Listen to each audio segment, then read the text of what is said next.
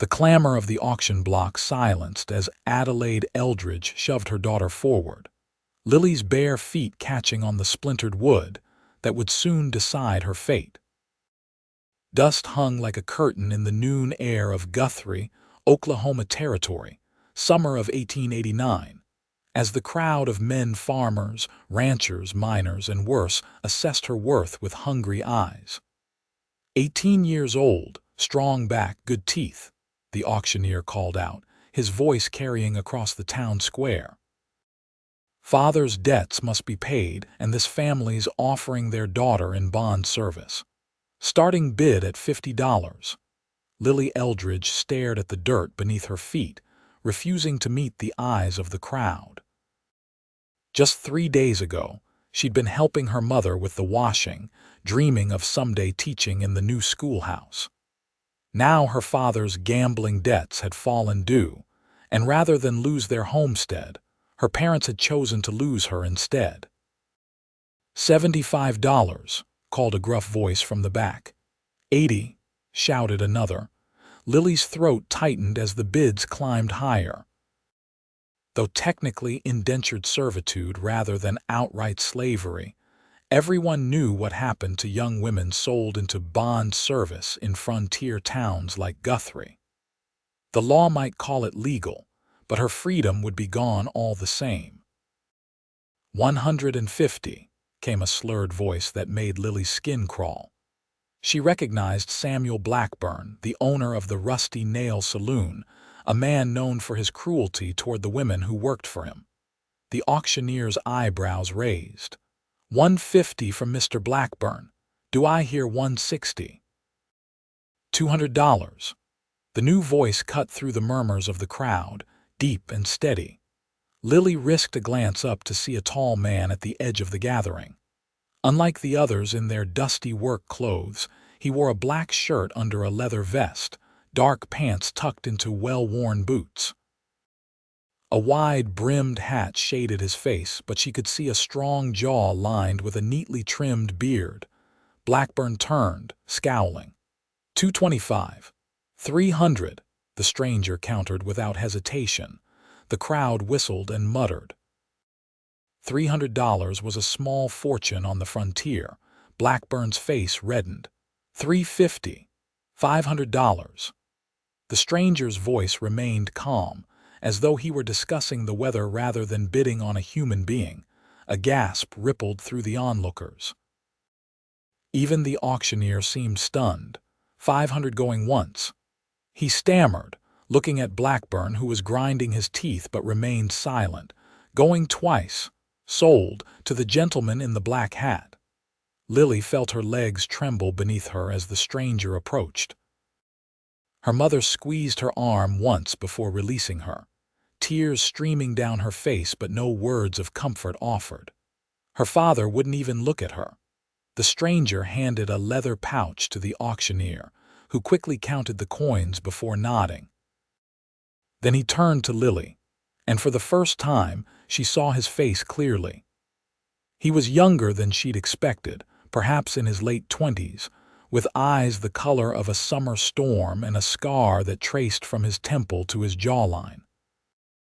"Come along," he said simply, not reaching for her, merely gesturing toward a wagon parked at the edge of the square. Lily followed, her mind racing with terrible possibilities. The crowd parted for them, some men offering congratulations to her buyer, others looking at her with pity. She felt hollowed out, a ghost walking through the dusty street. When they reached the wagon, the man finally spoke again. "My name is Yates Walker." She kept her gaze on the ground. "Lily Eldridge," she whispered, though he surely already knew. "Miss Eldridge, look at me." Reluctantly, she raised her eyes to his. "I'll buy your freedom, not your silence," he said, his voice low so only she could hear. "You're not my property. I have no interest in owning another human being." Confusion replaced her fear. "I don't understand. Get in the wagon." "I'll explain once we're away from here." Still wary, Lily climbed onto the wooden seat. Yates Walker took his place beside her, picking up the reins and clicking his tongue at the two horses. As the wagon pulled away from the auction block, she risked a glance back at her family. Her mother had turned away, shoulders shaking with sobs. Her father still wouldn't look up. "Where are you taking me?" she asked, her voice barely audible above the creak of the wagon wheels. "To my ranch about 10 miles outside of town," Walker answered. "But not as my servant or anything else they might have assumed back there." They traveled in silence for several minutes, the town of Guthrie shrinking behind them as they headed into open country. The Oklahoma landscape stretched out around them, tall grass waving in the summer breeze, dotted with stands of oak and hickory trees. "Why did you buy me?" Lily finally asked, clutching the edge of the wooden seat. Yates Walker kept his eyes on the trail ahead. "Because I've seen what happens to women sold at those auctions. Samuel Blackburn would have worked you to death in his saloon one way or another." "So what do you want from me?" He glanced at her then, his expression unreadable. "Nothing. Once we reach my ranch, you'll be free to go wherever you please. I can arrange passage to another town if you'd like, or you can stay and work for fair wages until you decide what you want to do." Lily stared at him, looking for the lie in his words. Men didn't spend $500 without expecting something in return. "Why would you do that for a stranger?" Walker was quiet for so long that Lily thought he might not answer. Then he said, "I was 11 years old when I watched my mother sold on an auction block in Texas. Different circumstances, different time, but the same desperation in her eyes that I saw in yours today. What happened to her? She died 6 months later. The man who bought her worked her until she collapsed." His voice remained steady, but Lily could see his knuckles whitening on the reins. "I swore then that if I ever had the means to stop it from happening to someone else, I would."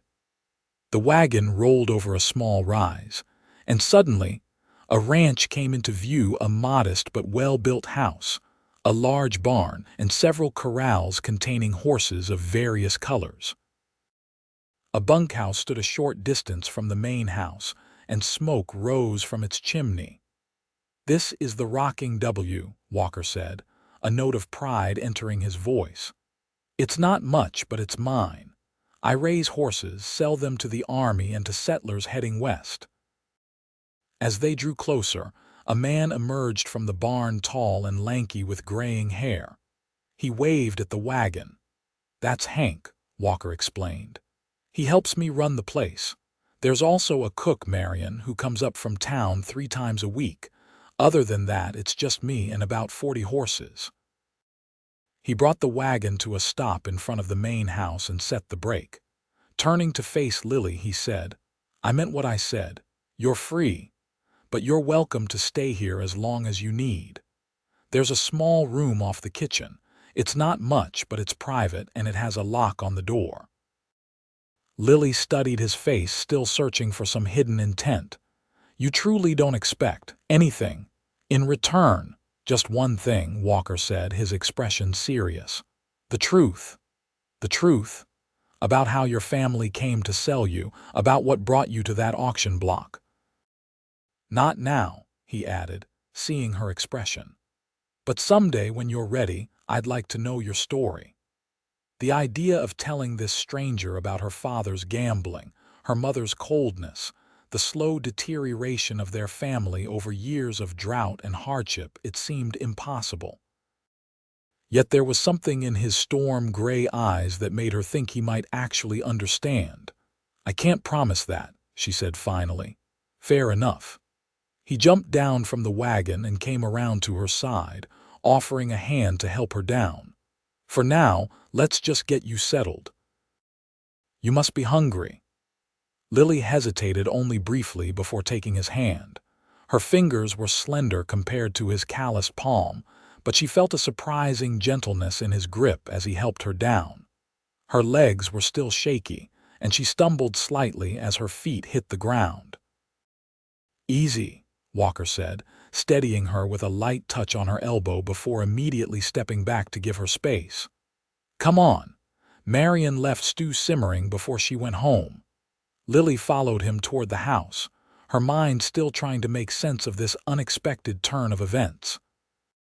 Freedom handed back to her by a stranger, it seemed too good to be true. Yet as she walked up the porch steps of the solidly built ranch house, she allowed herself to feel the first tentative stirring of hope since her father had announced she would be sold to pay his debts. The interior of the house was simple but comfortable, a large main room with a stone fireplace, a solid wooden table with chairs, bookshelves lining one wall. Through a doorway, she could see a kitchen with a large cast iron stove.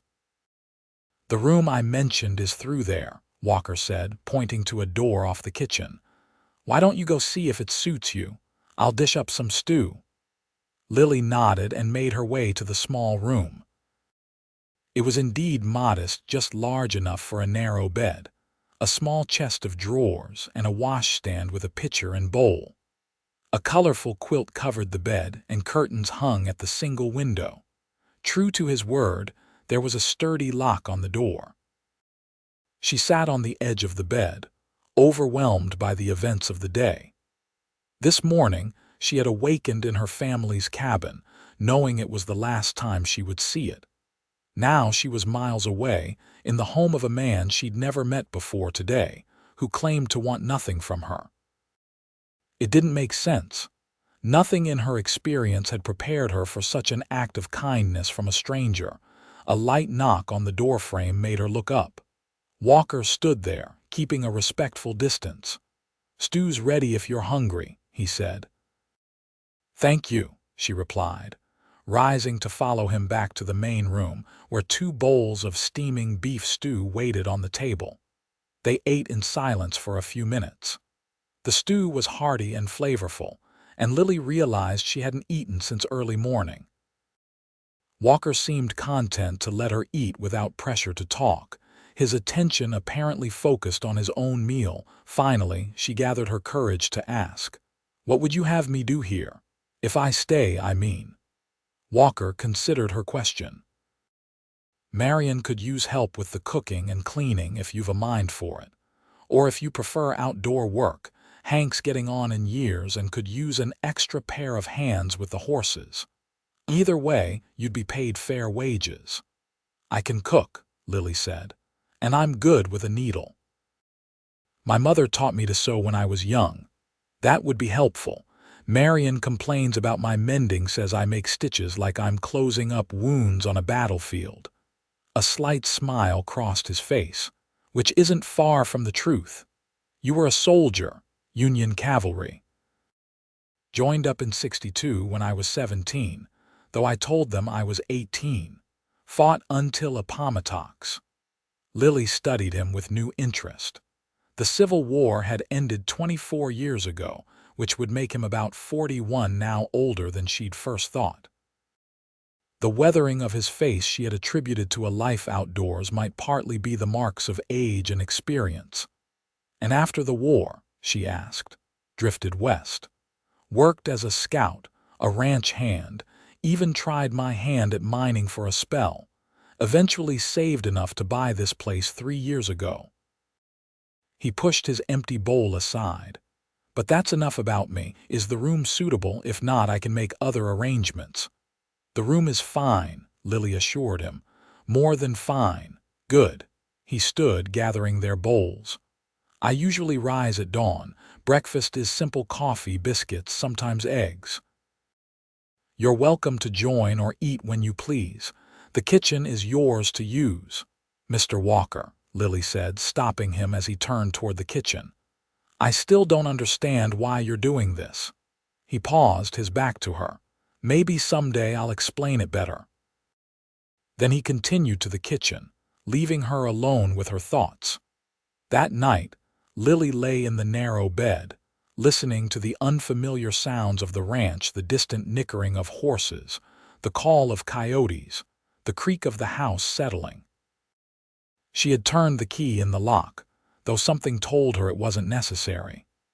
Yates Walker struck her as a man of his word, and he had promised her safety.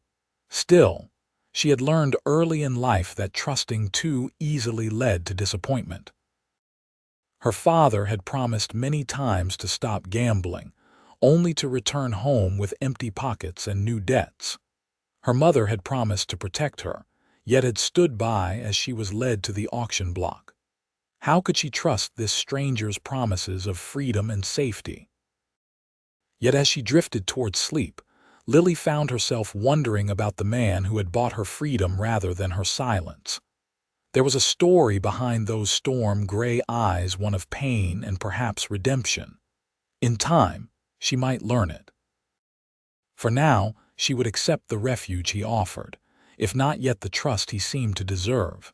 The days that followed settled into an unexpected rhythm. True to his word, Walker was up at dawn, but he moved quietly through the house so as not to disturb her. Lily found herself rising early anyway, unaccustomed to sleeping past first light. On her third day at the ranch, she ventured into the kitchen before Walker had risen and set about making a proper breakfast. When he emerged from his bedroom across the main room from hers, he stopped short at the sight of fresh coffee, biscuits, and fried potatoes waiting on the table. "You didn't have to do this," he said, though she noticed he didn't hesitate to fill his plate. "I wanted to," Lily replied simply. "I'm not one for sitting idle." Over the following weeks, she found her place in the routine of the ranch. Marion, a plump, cheerful widow in her 50s, welcomed the help in the kitchen and showed Lily how to manage the peculiarities of the old stove. Hank, who had fought alongside Walker in the war, treated her with gruff kindness, teaching her about the horses when she expressed interest. Walker himself remained something of a mystery. He was unfailingly polite, ensuring she had everything she needed, but he kept a certain distance. Sometimes she would catch him watching her with an unreadable expression, only for him to quickly look away when she noticed. It was Hank who began to fill in the gaps in Walker's story, sharing tales of their time in the cavalry as they worked together in the barn. "Yates saved my life at Brandy Station," the old man told her one afternoon as they mucked out stalls. "Pulled me from under my dead horse with bullets flying all around. Never did figure out why he risked his neck for me." "He seems to make a habit of rescuing people," Lily observed, thinking of her own situation. Hank leaned on his pitchfork, studying her. "Reckon he does, but don't mistake it for softness. I've seen that man track outlaws across 3 territories, never giving up until he brought them to justice. After the war, we both rode with the U.S. Marshals for a time. He was a lawman." This new piece of information added another layer to her understanding of Walker. "One of the best. Quit about 5 years ago, though. Said he'd seen enough killing to last a lifetime." That evening, as Lily chopped vegetables for stew, she found herself watching Walker through the kitchen window as he worked with a spirited chestnut mare in the corral. His movements were patient and calm, never pushing the horse beyond what it could handle, but never backing down either.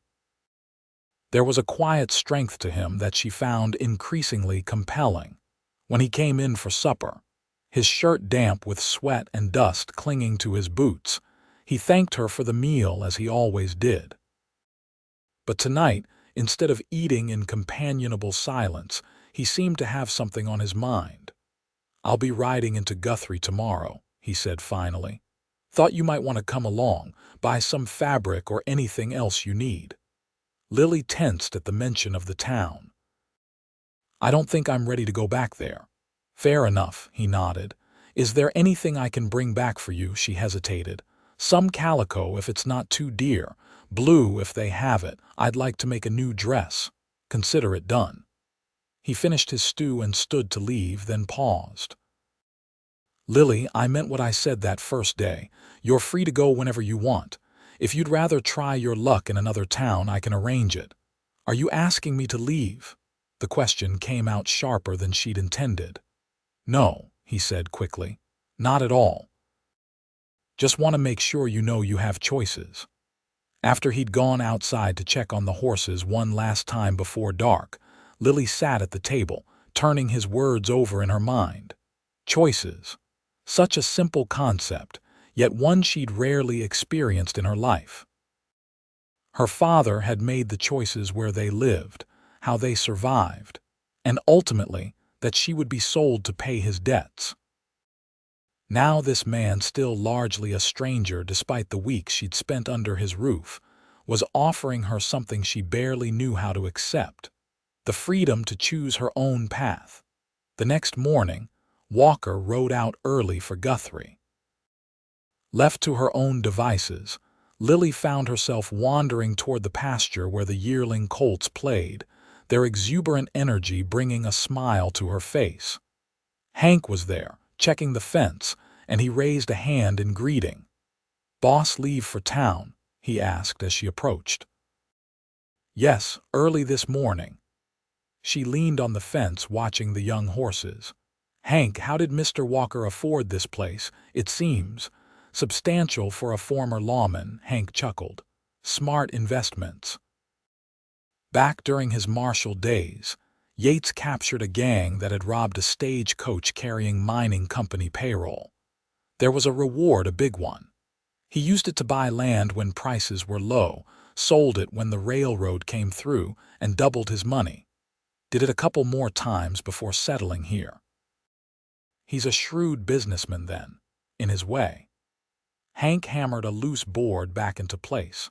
Though he's given away near as much as he's made, orphanage in Fort Smith wouldn't still be standing if not for him, and there's a school for colored children in Kansas that he helps fund. Lily absorbed this new information, adding it to her growing understanding of Yates Walker, a man who had seen war's brutality, who had hunted criminals as a marshal, yet who used his hard-won prosperity to help others. Why did he never marry? The question slipped out before she could stop it. Hank gave her a sidelong glance. "Not for lack of opportunities. There've been ladies interested over the years." He returned to his work. "But Yates, he's seen too much of how cruel this world can be, makes a man cautious, I reckon." By late afternoon, dark clouds had gathered on the horizon, promising a summer storm. Lily had just finished hanging the last of the laundry, hoping it would dry before the rain came, when she heard the sound of hoofbeats. Looking up, she expected to see Walker returning from town. Instead, 3 riders approached the ranch house, rough-looking men with dust coating their clothes and hard expressions on their faces. Lily retreated to the porch, suddenly wishing Hank hadn't ridden out to check the north pasture. The lead rider, a heavy-set man with a bushy beard, pulled his horse to a stop and spat a stream of tobacco juice into the dirt. "Afternoon, madam," he called. "This the Walker place?" "It is," Lily replied, keeping her voice steady despite her unease. "Mr. Walker isn't here at the moment." "That's a shame," the man said, though his tone suggested it was anything but. "When do you expect him back?" "I couldn't say." "Can I help you with something?" The 3 men exchanged glances. "Maybe you can," the leader said. "Name's Dexter. These are my associates, Quinn and Lyle. We've got business with Walker. I'll tell him you called when he returns." Lily took a step back toward the door, not liking the way the men were looking around the property, assessing it. "No need for that," Dexter said, swinging down from his saddle. The other 2 followed suit. "We'll wait." Alarm bells rang in Lily's mind. "I'm afraid that's not convenient. Perhaps you could come back tomorrow." Dexter's pretense at politeness vanished. "Listen, girl, we ain't asking. We'll wait right here for Walker, and you'll keep your pretty mouth shut if you know what's good for you." "What do you want with him?" Lily demanded, her hand finding the door handle behind her. "He and I have an old score to settle," Dexter said, his hand moving to rest on the pistol at his hip. "Nothing for you to worry about long as you stay out of the way." Before Lily could respond, another horse appeared on the ridge, Walker returning from town. He pulled his mount to a stop when he saw the 3 men, then continued forward at a deliberate pace, Dexter smiled, revealing tobacco-stained teeth. Right on time. Walker dismounted a safe distance from the men, his movements calm but alert. He carried saddlebags over one shoulder and a rifle in his hand. His eyes flicked briefly to Lily on the porch before focusing on the intruders. "Dexter," he said, his voice even. "Heard you were still in territorial prison. Got out early. Good behavior." Dexter's laugh was like gravel. "Been looking for you, Walker. You and I have unfinished business." "Our business was finished when I arrested you 6 years ago," Walker replied. "You served your time." "Why don't you move on?" "Because you killed my brother." Dexter's voice hardened. "Matt wouldn't have died if you hadn't chased us through that canyon. Your brother died because he chose to shoot at a federal marshal instead of surrendering," Walker said. "I gave him every chance." The standoff stretched taut as a bowstring. Lily stood frozen on the porch, afraid that any movement might trigger violence. Walker had positioned himself so that the 3 men's attention was on him, away from her. "Get inside, Lily," Walker said quietly, not taking his eyes off Dexter. "She ain't going nowhere," Dexter countered. "Quinn, keep an eye on the girl." The younger of Dexter's companions moved toward the porch, his hand hovering near his pistol. Lily backed up against the door, her heart hammering. "Leave her be," Walker warned. "She has nothing to do with this." "She does now," Dexter said with a cruel smile. "I spent 6 years thinking about how to hurt you, Walker. Taking your woman seems like a good start." "I'm not his woman," Lily said, finding her voice, "and you're trespassing on his property." Quinn reached the porch steps. "Feisty little thing, ain't she? Maybe I'll keep her after we're done with Walker." What happened next unfolded so quickly that Lily barely had time to register it. Walker dropped the saddlebags and raised his rifle in one fluid motion, firing a shot that kicked up dirt at Quinn's feet, stopping him cold. "Next one won't miss," Walker said, his voice deadly calm. "Step away from her." Quinn hesitated, looking to Dexter for direction. In that moment of distraction, Lily seized her chance. She yanked open the door, darted inside, and grabbed the shotgun Walker kept mounted above the fireplace. By the time she returned to the porch, the situation had deteriorated. Dexter had drawn his pistol, though he hadn't fired. "You always were too quick with that rifle, Walker, but there's 3 of us and 1 of you." "2," Lily corrected, leveling the shotgun. She had never fired one before, but the men didn't need to know that. "And I'm aiming at you, Mr. Dexter." Surprise flashed across Walker's face, but he quickly recovered. "You boys picked the wrong ranch to visit. Now you can leave peacefully, or you can leave in pine boxes. Your choice." Thunder rumbled in the distance as tension crackled between the 2 groups. Dexter's eyes darted between Walker's rifle and Lily's shotgun, calculating his odds. Before he could decide, hoofbeats sounded from the north pasture. Hank appeared, riding hard, his own rifle drawn. "Everything all right, Yates?" he called as he approached, taking in the scene. "Just some uninvited guests, Hank," Walker replied. "They were just leaving." With the odds now firmly against them, Dexter lowered his pistol slowly. "This ain't over, Walker." "It is for today," Walker said. "Mount up and ride out, don't come back." With murderous glares, the 3 men climbed back into their saddles. "Watch your back," Dexter growled as they turned their horses.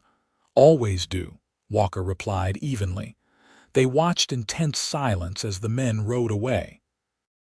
Only when they had disappeared over the ridge did Walker lower his rifle and approach the porch. "Are you all right?" he asked Lily, his eyes searching her face. "Yes," she said, though her hands trembled on the shotgun. "Who were they?" "Dexter Rollins, gang leader I arrested years back. His brother died during the chase." Walker gently took the shotgun from her hands. "You ever fired one of these before?" "No," she admitted, "but they didn't know that." A smile tugged at the corner of his mouth. That was brave, foolish maybe, but brave. Hank dismounted nearby. Saw them riding in from the north pasture. Figured it wasn't a social call. Good timing, Walker said. I think they'll leave us be for now, but keep your eyes open, Hank. The older man nodded. Always do. I'll check the outbuildings, make sure they didn't leave any surprises. As Hank walked away, the first fat raindrops began to fall from the darkened sky. Walker picked up the saddlebags he dropped during the confrontation. I got your calico, he said, as if armed standoffs were a normal interruption to shopping trips. Blue, like you asked. And a few other things you might need. The incongruity of his casual tone after what had just happened struck Lily, and suddenly she was laughing, a release of tension that bordered on hysteria. Walker looked at her in alarm. Lily, are you sure you're all right? We just faced down 3 armed men, she managed between gasps of laughter. And you're telling me about Calico? His expression softened, understanding dawning. Come inside before you get soaked, he said, placing a gentle hand on her shoulder to guide her through the door as the rain began to fall in earnest. In the main room, Walker stoked the fire while Lily sank into a chair, her legs suddenly weak. The adrenaline that had carried her through the confrontation was fading, leaving her shaky. Those men, she said as Walker handed her a cup of coffee. Will they come back? Possibly, he admitted, taking the chair opposite her. Dexter Rawlins isn't known for letting things go. But he's also not a fool. He won't try anything in daylight again.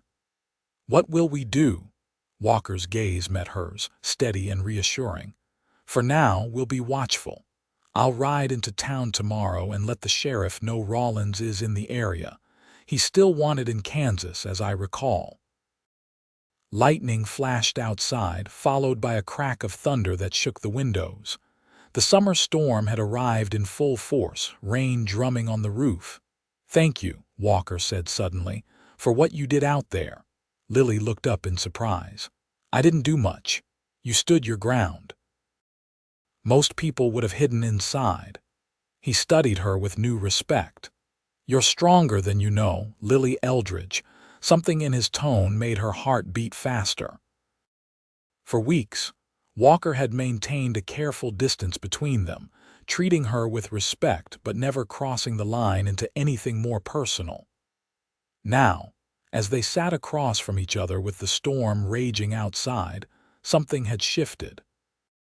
I've never told you why my family sold me, she said quietly. Walker set down his coffee cup. You don't owe me that story. I want to tell you, Lily insisted. You've given me shelter, protection, freedom. The least I can give you is the truth you asked for that first day. He nodded, settling back in his chair to listen. My father was once a respected man, Lily began. He owned a small hardware store in Missouri. We weren't wealthy, but we had enough. Then the fever took my 2 brothers in '83. Something broke in my father that day. He started drinking, then gambling. She stared into the fire, the memories washing over her. We lost the store first, then our house. We kept moving west, always one step ahead of his debts. Oklahoma Territory was supposed to be a fresh start. He staked a claim during the land run, built a small cabin. For a while, I thought things might be better. But the gambling continued, Walker guessed. Lily nodded. He'd ride into Guthrie every Saturday, lose whatever money he'd managed to earn that week. Sometimes he'd win, and those were good times, food on the table, new fabric for clothes. But the losses always came. She took a deep breath before continuing. A month ago, he borrowed money from a man named Wilson, a loan shark who operates out of the Rusty Nail Saloon. Used our homestead as collateral. When he couldn't pay, Wilson came to collect, said he'd take the land unless my father could offer something else of value. Walker's expression darkened. And he offered you. My mother protested at first, Lily said, her voice hollow. But in the end, she helped prepare me for the auction. said it was better than being homeless, that I might end up with a decent family needing household help. She knew better, Walker said, anger evident in his tone. Yes, she did. Tears stung Lily's eyes. The night before the auction, I heard them arguing. My father said Wilson had already arranged for Samuel Blackburn to buy me. The auction was just for show, to make it legal in the eyes of the town. Walker swore under his breath. Blackburn and Wilson are business partners. They've run that scheme before. You knew? Lily asked, surprised. I'd heard rumors, never had proof. He leaned forward, his gaze intense. Lily, what your family did selling their own daughter, there's no excuse for that, none. A tear slipped down her cheek. They're still my family. Family protects their own, Walker said firmly. They don't sell them to men like Blackburn. The storm outside had settled into a steady rain, drumming on the roof in a soothing rhythm. In the firelit room, Lily felt a strange sense of peace despite the painful memories she'd just shared. The truth was out now, the burden of it lifted from her shoulders. When I saw you on that auction block, Walker said after a long silence, you reminded me of someone. Your mother, Lily guessed. No, he stared into the fire. My wife. The revelation stunned her. In all these weeks, Walker had never mentioned a wife. I didn't know you were married. Was, he corrected quietly. Her name was Sarah. We married after the war when I was working as a deputy in Kansas. She was a school teacher, smart, kind, beautiful. He paused, and Lily could see the effort it took for him to continue. 3 years into our marriage, I was away tracking a fugitive. While I was gone, a group of men rode through town. Ex-Confederates turned outlaws. They robbed the bank, shot the clerk. Sarah witnessed it. She could identify them. Walker's voice grew tight. When I got back, I found out they'd taken her, left a note saying they'd return her if I didn't pursue them. But by the time the ransom exchange was arranged, it was too late. He couldn't finish the sentence. I'm so sorry, Lily whispered. I tracked them down, every last one. His expression was grim. After that, I threw myself into the Marshal Service, spent years hunting men like them, until one day I realized I'd become something Sarah wouldn't have recognized, a man consumed by vengeance rather than justice. He looked up, meeting Lily's gaze. That's when I bought this place, decided to raise horses instead of hell, thought I might find some peace. Have you? She asked softly. Some days, he answered, his eyes never leaving hers. More lately. The implication of his words hung in the air between them, a current of unspoken feeling that neither was quite ready to acknowledge. Lily broke the gaze first, rising to stoke the fire. It's getting late, she said. I should check that the windows are secure before turning in. I'll do a final round of the property, Walker agreed, standing as well. Make sure our visitors didn't leave anyone behind. At the door to her room, Lily paused. Yates, he turned, surprised by her use of his first name. Yes, thank you, not just for today, but for everything. For giving me choices. Something softened in his expression. Everyone deserves choices, Lily, especially you. As she closed her door, Lily leaned against it, her heart racing in a way that had nothing to do with the day's danger. For the first time since arriving at the ranch, she allowed herself to acknowledge the growing feelings she had for Yates Walker, feelings that went far beyond gratitude. The next morning dawned clear and bright, the storm having washed the world clean. Lily rose early, determined not to dwell on the emotional revelations of the previous evening. Instead, she focused on practical matters, making breakfast, planning the day's chores, checking to see if the laundry she'd hung had survived the storm. Walker appeared as she was taking biscuits from the oven, his hair still damp from washing. I'll be riding into Guthrie after breakfast, he said. Need to talk to Sheriff Taylor about Rawlins. Will you be gone long? Lily tried to keep her tone casual, though the thought of him returning to the town where her family had sold her made her uneasy. Most of the day, likely. The sheriff will want details, and I need to send some telegrams about horse sales. He accepted the plate she handed him. Hank will be around. Keep that shotgun close, just in case. After breakfast, Lily watched from the porch as Walker rode away, his figure gradually disappearing into the distance. The ranch felt different without his presence, emptier somehow, despite Hank's whistling from the barn. She busied herself with chores, mending Walker's shirts, baking bread, sweeping the porch clean of the debris left by the storm. By mid-afternoon, she had run out of immediate tasks and decided to tackle the blue calico Walker had brought her. She laid it out on the table, planning the dress she would make. The sound of approaching horses interrupted her measurements. Moving cautiously to the window, Lily felt her heart drop. 3 riders approached, but not Dexter Rawlins and his men. Instead, she recognized her father's stooped shoulders, her mother's rigid posture, and beside them, the loan shark Wilson, his expensive suit out of place on the dusty trail. Hank appeared from the barn, rifle in hand, as the riders reached the yard. "Afternoon," he called, his tone making it clear they weren't welcome. "Something I can help you with?" "We're here for my daughter," Lily's father announced, his voice slurred. He'd been drinking. Lily stepped onto the porch, steeling herself. "What are you doing here?" Her mother's face registered shock at her direct address. "Lily, thank heaven you're alive. We've come to take you home." "This is my home now," Lily replied, her voice steady despite the turmoil inside her. "Mr. Walker gave me a position here. I'm staying." Wilson dismounted, his smile oily. "Now, Miss Eldridge, that's not how this works. Your father still owes me a considerable sum. Our arrangement was that you would work off that debt at Mr. Blackburn's establishment." "Mr. Walker paid for her fair and square at auction," Hank interjected. "She belongs to herself now." "The auction was merely a formality," Wilson said dismissively. "Mr. Eldridge and I had a prior agreement. The girl was promised to Blackburn."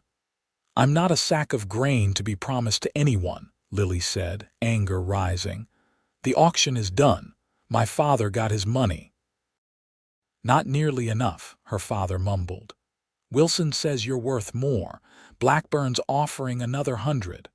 The casual way he discussed selling her again sent a wave of cold fury through Lily. "Get off this property," she said, her voice low and dangerous.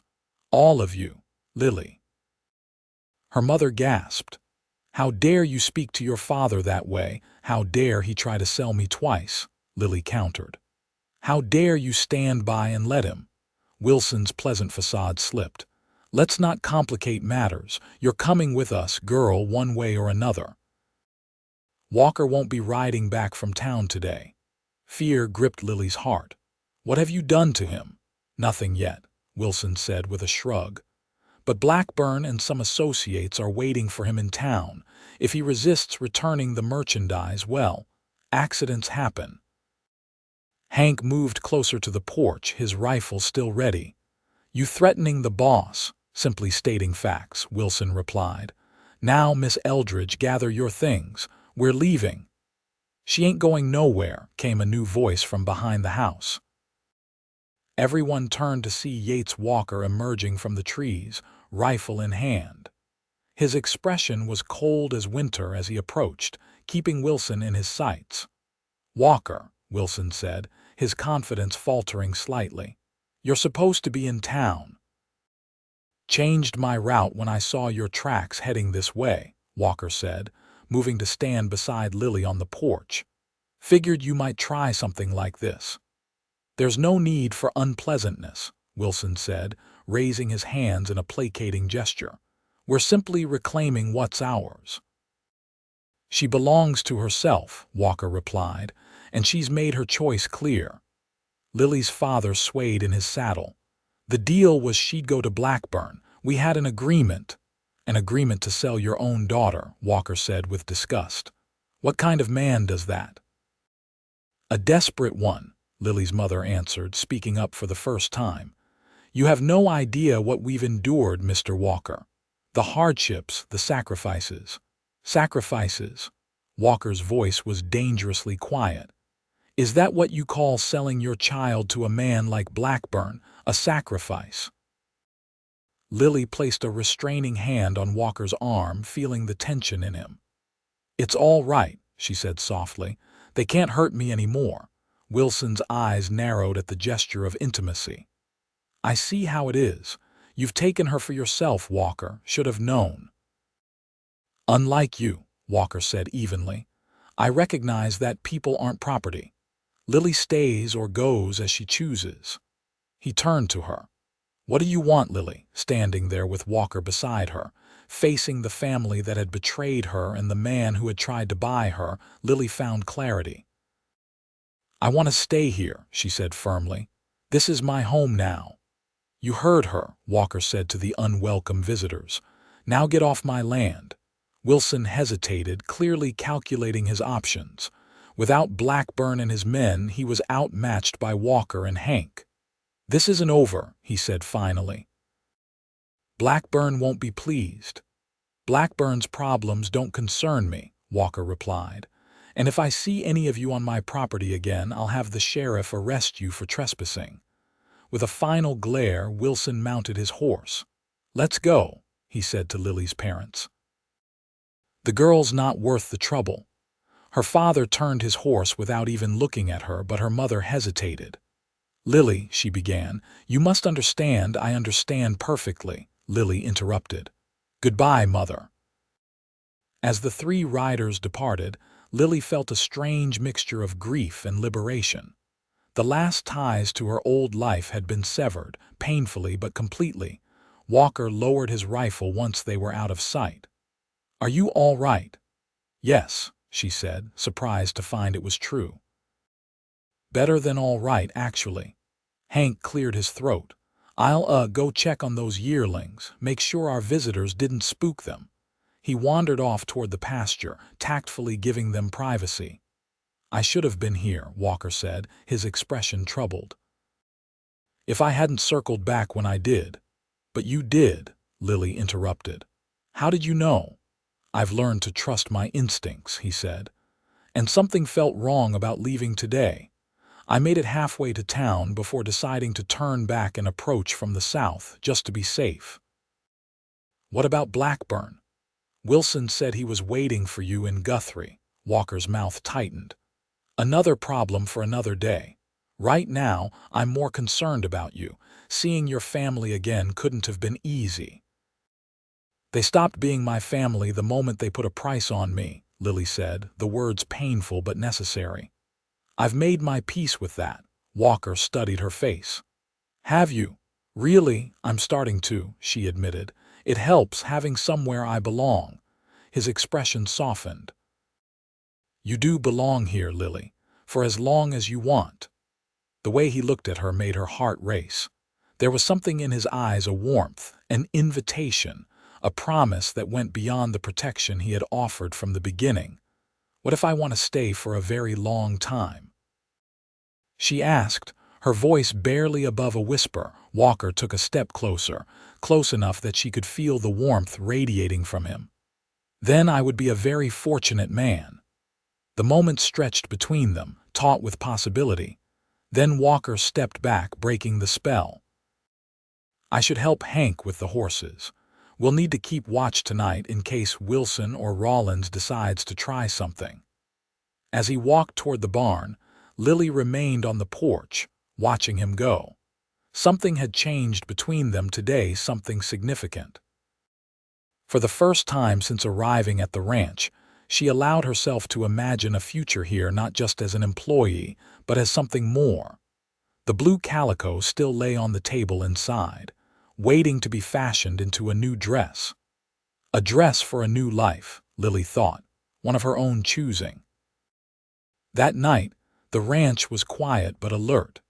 Hank took the first watch, patrolling the property with his rifle while Walker and Lily sat at the kitchen table, cleaning and loading firearms. You know how to use that? Walker asked as she expertly checked the chamber of a revolver. My father taught me when I was 14, Lily explained. Said a woman on the frontier should know how to defend herself.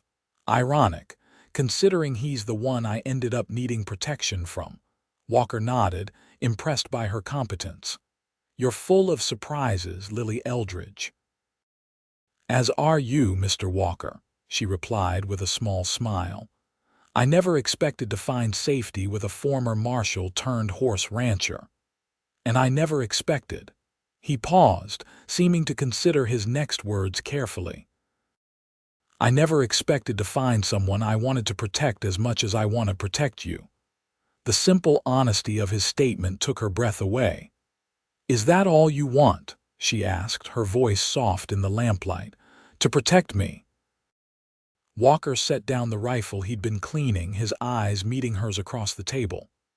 No, he admitted. That's not all. Before he could elaborate, Hank's voice called from outside. Riders coming, at least 6 of them. Walker was on his feet instantly, grabbing his rifle. Stay inside, he told Lily. Away from the windows. He hurried outside, leaving Lily alone in the kitchen. For a moment, she considered following his instruction to stay put. Then she remembered standing on the porch that afternoon, facing down her family and Wilson. She was done being helpless.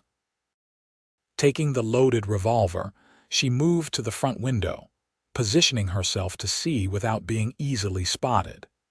In the moonlight, she could make out a group of riders approaching Dexter Rawlins and his men, reinforced by several others. One of them was Samuel Blackburn. Walker and Hank had taken positions behind the water trough and the woodpile, their rifles trained on the approaching group. That's far enough, Rawlins, Walker called when the riders were still 30 yards out. This is private property. Rawlins pulled his horse to a stop. We ain't here for a social call, Walker. You've got something that belongs to Blackburn here and we're taking it back. The woman made her choice, Walker replied. She stays. Blackburn urged his horse forward. $500 says otherwise, Walker. That's what I paid Wilson for her services before you interfered. You paid for a person. Walker's voice was dangerously calm.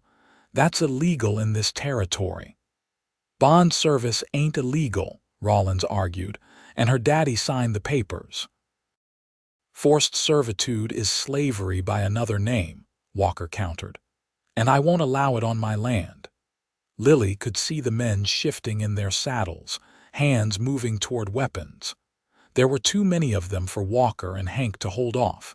Even with her help, they would be outnumbered. As if reading her thoughts, Walker called out, Sheriff Taylor knows you're here, Rawlins. He and his deputies are on their way. You fire a shot and you'll hang for it. You're bluffing, Rawlins said, but doubt had crept into his voice. Am I? Walker replied. You willing to bet your life on that? The standoff stretched for several tense heartbeats. Then, from the direction of town, came the sound of hoofbeats, multiple riders approaching at speed. Rawlins cursed. We need to go. Now. This ain't over, Walker. Blackburn shouted as they wheeled their horses around. It is for tonight, Walker called after them. Lily watched as the men galloped away, disappearing into the darkness. Moments later, 4 riders appeared from the opposite direction, Sheriff Taylor and 3 deputies. Walker lowered his rifle as they approached. Sheriff. Good timing.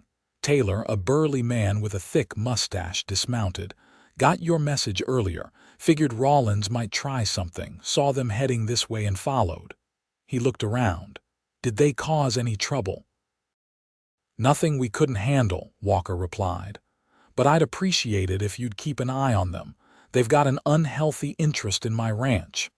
And its occupants, the sheriff added, his gaze shifting to Lily, who had stepped onto the porch. Miss Eldridge, isn't it? Heard about what happened at the auction. You all right? I am now, Sheriff, she replied. Thanks to Mr. Walker, the lawman nodded. We'll escort Rawlins and his bunch out of the territory. They're wanted in Kansas anyway. As for Blackburn and Wilson, he frowned. They're trickier. Got connections in town, but if they threaten you again, you let me know. After the sheriff and his men departed, Walker turned to Lily.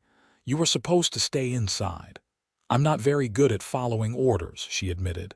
Never have been. A reluctant smile tugged at his mouth. So I'm learning. Hank cleared his throat. Think I'll turn in. Been a long day. He tipped his hat to Lily before heading toward the bunkhouse. Left alone in the yard, Walker and Lily stood in companionable silence for a moment, looking up at the stars that blanketed the Oklahoma sky. You lied to Rollins, Lily observed, about the sheriff coming. Sometimes a well-timed bluff is better than a bullet, Walker replied. Learned that as a marshal. It was clever, she admitted, and fortunate that the sheriff actually did show up, not fortune. I sent Hank to town with a message while you were busy with your calico this afternoon. Asked Taylor to keep an eye out for trouble. Lily studied his profile in the moonlight, appreciating anew his foresight and calm under pressure. You think they'll come back? Blackburn and Wilson, I mean. Walker considered the question. Not with guns, probably. They're businessmen in their way, but men like that don't like losing. They might try other tactics. Such as legal challenges, maybe, claiming the auction wasn't legitimate. He shook his head. Don't worry about it tonight. We'll figure it out. We, Lily asked, catching the significance of the word. Walker turned to face her fully. Yes, we, if you're willing. In that moment, standing in the moonlight with this man who had risked everything to protect her freedom, Lily made another choice, perhaps the most important one of her life. I'm willing, she said softly. Walker took a step closer, his eyes never leaving hers. Lily, I need you to understand something. When I bought your freedom that day, I never expected this, he gestured between them. These feelings. What feelings? She asked, her heart racing. He reached out slowly, giving her time to step away if she wished, and took her hand in his. I haven't felt this way about anyone since Sarah died. Didn't think I could feel this way again. And how do you feel? Lily asked, though she could see the answer in his eyes. Like I've been given a second chance at happiness, he said simply. If you'll have me. Instead of answering with words, Lily closed the distance between them and raised her face to his. Walker hesitated only briefly before lowering his head and pressing his lips to hers. The kiss was gentle at first, tentative, but quickly deepened as months of unspoken longing found expression. When they finally broke apart, both breathless, Walker kept her close, his forehead resting against hers. I should have done that weeks ago, he murmured. Better late than never, Lily replied with a smile, though we have some lost time to make up for. He laughed softly, the sound warming her from within. We have time, Lily, all the time we need. As they walked back to the house hand in hand, Lily felt a sense of peace settle over her. For the first time in her life, she wasn't running from something or being forced into something.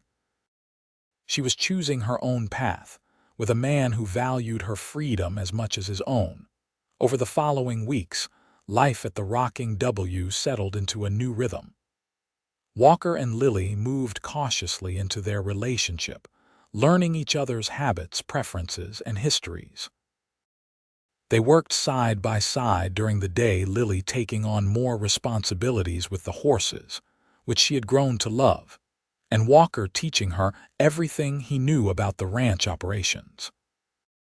In the evenings, they would sit on the porch, watching the sunset paint the Oklahoma sky in brilliant oranges and pinks. Sometimes they talked of the future, sometimes of the past. Lily learned about Walker's childhood in Texas, his experiences in the war, his years as a marshal.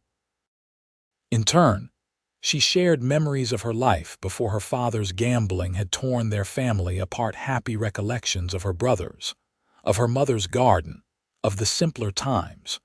True to Walker's prediction, Wilson and Blackburn tried legal means to reclaim Lily. They filed a complaint with the territorial court, claiming that the auction had been merely a formality and that a prior contract existed between Wilson and Lily's father. "They won't win," Sheriff Taylor assured them when he rode out to deliver news of the complaint. The auction was public and witnessed by half the town. Walker paid fair and square. "What about my father's contract with Wilson?" Lily asked, worry creasing her brow. "No court in this territory will enforce a contract selling a person," the sheriff said firmly. "Times have changed, even out here. Besides," he added with a wink, "Judge Parker doesn't much care for Wilson or Blackburn. He's thrown out their cases before." The sheriff's prediction proved correct. The case was dismissed within a week, with the judge citing both the legitimacy of the public auction and the illegality of enforcing servitude. As summer faded into autumn, the tensions with Wilson, Blackburn, and the Rawlins gang receded. Dexter Rawlins and his men had been apprehended trying to cross into Kansas and were now awaiting trial in Fort Smith. Blackburn, facing financial troubles after several failed ventures, had sold the Rusty Nail Saloon and left Guthrie for parts unknown. Wilson remained in town but kept his distance from the Rocking W with external threats diminished. Lily and Walker focused on the ranch and each other. Their relationship deepened with each passing day, evolving from cautious attraction to genuine love.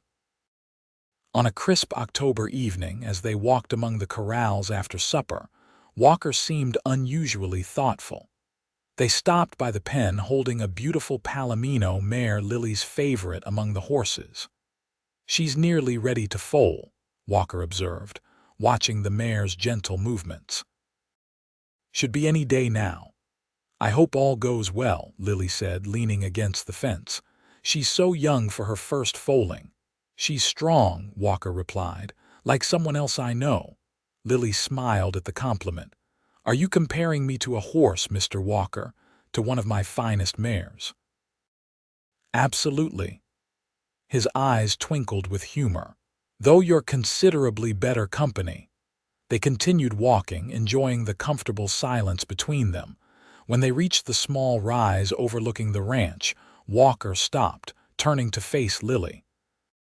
"I've been thinking," he began, suddenly serious. "A dangerous pastime," she teased gently. He smiled, taking her hands in his.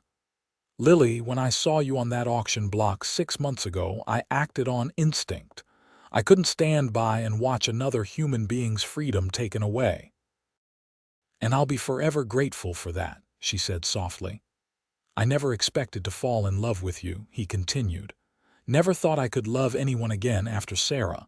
But you've brought light back into my life, Lily. Hope. A future I want to be part of." Her heart began to race as she realized where this was leading. "Yates." He reached into his pocket and withdrew a small velvet pouch. "I rode into town yesterday while you were helping Marion with the preserving." Opening the pouch, he tipped a ring into his palm, a simple gold band set with a small, brilliant diamond. "It was my mother's. One of the few things I have left of her." Lily's breath caught as he dropped to one knee before her, the last rays of sunset illuminating his face. "Lily Eldridge, I bought your freedom once. Now I'm asking for something much more precious, your heart, freely given. Will you marry me?" Tears of joy filled her eyes as she looked down at this man who had changed her life in every possible way. "Yes," she whispered. "Yes, with all my heart." Walker slipped the ring onto her finger, then rose to gather her in his arms. Their kiss was tender yet passionate, a promise of the life they would build together. As they walked back to the house, arm in arm, Lily said, "We should tell Hank and Marion. They'll be thrilled." "Hank already knows," Walker admitted. "Had to ask someone to keep you busy while I rode to town for the ring, and Marion guessed weeks ago, said it was just a matter of time." "Am I the last to know, then?" Lily laughed. "The last but most important," Walker replied. pressing a kiss to her temple. They were married 2 weeks later in the small church in Guthrie, with Sheriff Taylor standing as Walker's best man and Marion as Lily's matron of honor. The ceremony was simple but meaningful, attended by the handful of people who had become their true family. As they exchanged vows, Lily thought of how far she had come from that terrifying day on the auction block. From a young woman with no choices, sold by her own family to pay a debt, to a bride freely giving her heart to the man who had valued her freedom above all else. When the minister pronounced them husband and wife, Walker kissed her with a tenderness that brought tears to her eyes. "Mrs. Walker," he murmured against her lips. "I like the sound of that," she whispered back. They celebrated with a small gathering at the ranch, where Hank had outdone himself decorating the main room with autumn flowers, and Marion had prepared a feast that would be remembered for years to come. As evening fell, their guests departed, leaving the newlyweds alone in the house that was now truly their home. Later that night, as they lay together in the larger bedroom that was now theirs, Lily traced the scar on Walker's face in the moonlight. "Do you ever think about how different our lives might have been if you hadn't been in Guthrie that day?" she asked. "I try not to," he replied, capturing her hand and pressing a kiss to her palm. "Some things are better not imagined. I would have ended up at Blackburn's saloon," she said softly. "Another girl lost to the frontier." "But you weren't lost," Walker reminded her. "You were found, by me, or perhaps we found each other." Lily smiled at that. "I think you're right. Two broken people who somehow made each other whole again." "Not broken," he corrected gently. "Just waiting for the right person, the right moment." She nestled closer to him, feeling the steady beat of his heart beneath her cheek. "I love you, Yates Walker. Not because you saved me, but because of who you are. Because you gave me the freedom to choose, and I choose you. Every day I choose you." "And I choose you," he whispered, his arms tightening around her. "Every day for the rest of our lives." As they drifted toward sleep in each other's arms, Lily thought about the strange, winding path that had led her to this moment. Her family's betrayal had led to her salvation. Being sold had led to her freedom. And a man who had once bought her at auction had given her the most precious gift of all, the right to her own heart, and the joy of sharing it with him. The years that followed were not without challenges. Running a horse ranch in the Oklahoma Territory required constant vigilance against drought, disease, and the occasional rustler. But Lily and Yates faced each obstacle together, their partnership growing stronger with each passing season. In the spring following their wedding, Lily gave birth to a daughter they named Sarah, after Yates's first wife. 2 years later, a son joined their family, James, named for Lily's grandfather, the one relative who had shown her consistent kindness in her youth. The Rocking W prospered under their joint stewardship. Yates's expertise with horses combined with Lily's head for business proved a formidable combination. They expanded the breeding program, focusing on sturdy, intelligent horses well suited to the demands of frontier life. Their reputation spread beyond the territory, bringing buyers from as far away as St. Louis and Denver. On the 5th anniversary of the day, Yates had purchased Lily's freedom at auction. They stood together on the same rise where he had proposed, watching their children play with Hank in the yard below. The old ranch hand, now more family than employee, had taken to grandfatherly duties with surprising enthusiasm. 5 years, Lily mused, leaning against her husband's solid frame. Sometimes it feels like yesterday, and sometimes it feels like another lifetime. "It was another lifetime," Yates replied, his arm secure around her waist. "For both of us." "Do you ever regret it?" she asked. "Spending $500 on a stranger that day," he laughed, the sound rich and warm in the evening air. Best investment I ever made." Turning to face her, he cupped her cheek in his hand. "Though I didn't buy you, Lily Walker, I just bought the chance to know you. Everything that followed was your choice, our choice. And I'd make the same choice again," she said, rising on her toes to kiss him, 1,000 times over. Below them, little Sarah's laughter rang out as Hank pretended to be a bucking bronco, their son James clapping his hands in delight. The ranch building stood solid against the backdrop of the Oklahoma prairie, a testament to what they had built together. Lily thought of her parents occasionally, wondering what had become of them after that last confrontation at the ranch. She had heard from Marion, who still gossiped with the townsfolk on her trips into Guthrie, that they had moved on to Kansas after her father lost their homestead to debts. She felt no bitterness now, only a distant sadness for what might have been. "Mama, Papa, look," Sarah called from below, proudly showing off a small wooden horse Hank had carved for her. "We're looking, sweetheart," Lily called back, waving. To Yates, she said, "We should join them. It's almost supper time." Hand in hand, they walked down the gentle slope toward their children, their home, their future. The setting sun cast long shadows across the land that had witnessed their journey from strangers to family, from captivity to freedom, from loneliness to love. As they reached the yard, Sarah ran to them, her dark hair so like her father's streaming behind her. Yates scooped her up with one arm, reaching down to ruffle James's blonde curls with his free hand. "Tell us a story, Papa," Sarah demanded, secure in her father's embrace. "Tell us how you and Mama met." Yates glanced at Lily, a question in his eyes.